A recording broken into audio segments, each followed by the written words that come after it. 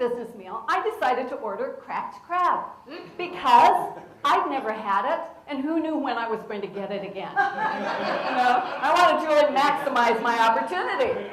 You know you're in trouble when everybody else's plate comes out and the food is flat on the plate. Mine came out and it's this high, but I'm thinking cracked, it's cracked, so it should be easy. The second thing that happened is they brought all these little utensils out, and I didn't have a clue what to do with those. But, I did take one. One was a little fork, and I took it and started to get the crab meat out of the crab leg, which was not easy to do. So I was missing out on the conversation. I wanted to be talking with her, the person on my right, which you should do, but I was so focused on this crab leg and getting the crab leg to work with me that what happened is my fork slipped and it did a beautiful arc. It was lovely. And it landed. To master the art of dining etiquette. And I know some of you are out there saying, come on, do I really need to? Is that really a business thing I need to worry about? But you don't have to take my word for it. I wanted to share with you something that Ms. Teresa Taylor, who is the Chief Operating Officer at Quest, had to say about that. I never hire somebody without having a meal with them. I am absolutely convinced that that's how you see what people are really like. You can tell by the way they order, the way they treat the wait staff. You can pick up on all these things that you can't sitting in your office. I absolutely have changed my mind on individuals after doing that. I'm just glad she was not at my first business dinner. There are three areas with dining etiquette that I think get us in trouble. One is the table settings, second is eating difficult foods, and the third is hosting and good guest skills. And when you think about table settings, come on, how many of us have sat down at a table like this and we see everybody else kind of looking to see who will be the brave soul to reach for the bread plate first?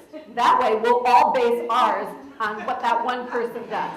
You've done it, right? And you need to know, because what if you take a bite out of your bread roll? You want to make sure no one has beaten you to it, right? You want to be the first one there. So here's a tip. Take your hands and make the letter B with your left hand and the letter D with your right hand. Now put these up to your eyes. Look around at everyone. It's fun, isn't it? Okay, good. Now everybody sees that, because that's the last time I ever want to see you do that in public. That was it. Okay.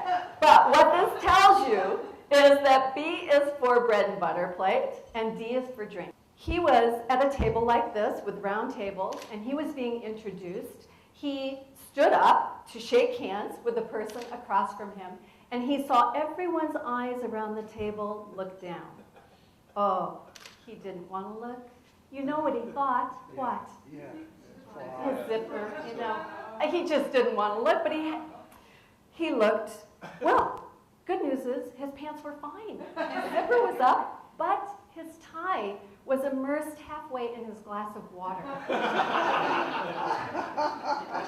It's horrible. The things that can happen out there. Don't you want to be prepared so that these things don't happen to you? And remember the one thing about dining etiquette, it's not about the food. I wish someone had told me that about the crab leg. It's not about the food. It's about the relationship. You will eat again after that meal, all right? Every single day, people are making serious business decisions about you based on what they observe about your habits, your behaviors, the way that you treat people. So you're not paranoid. People are really watching you. The next time you go to a business meeting, a networking event, a company, an industry function, community function, be aware that you are sending out messages. And the question is, are you sending out the messages that you intend to? The thank you. I have a friend who likes to say we are living in a thankless society. Do you agree with that? Yes. Yeah. And it's everything from thanking someone who holds the door open for you, someone who gives a business referral. It can be anything, but just saying thank you. What about, that Elton John song, what seems to be the hardest words to say? What? Sorry. I'm sorry. Why is it so hard for all of us to admit it when we've made a mistake? You know, many years ago, I worked as a crepier in a French restaurant. Many of you would be surprised to know that, especially if you came to my house for dinner. You know, what can I tell you? We've all been in situations that weren't quite a fit for us. You know, I would come home with the burns on my hands. It was sad. It was tragic, really.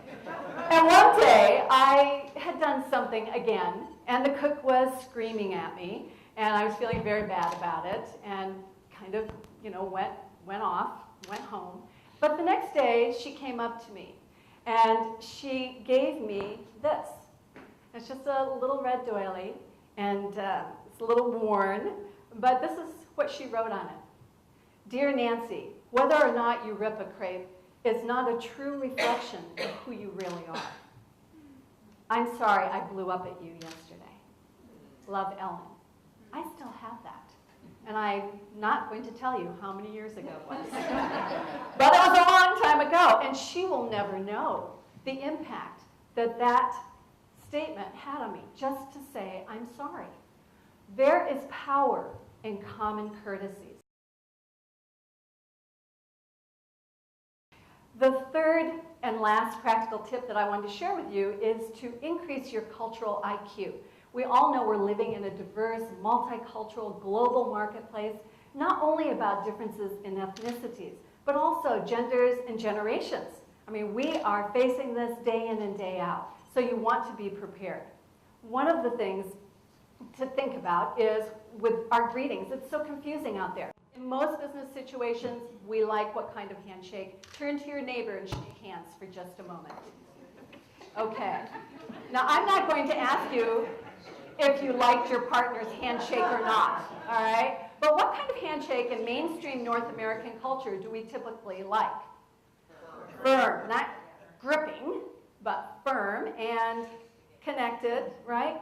But again, things happen. Would you mind coming up so I can demonstrate something? Let's give her a round of applause. I had a situation where I had met a woman that I had conversed with on the telephone. But this was the first time we were going to see each other in person. It was at a conference. She was behind an exhibit area. I went over, and I should warn you, my hands are a little cold. Don't be jolted. All right. And then as I went to meet her, I said, hi, I'm Nancy Mueller. And this is what she did. She immediately put both of her hands on mine like that. Now, how do you feel about that? Yes. It's okay. In this situation, it was warm, right? I knew that. But then something interesting happened. She wouldn't let go.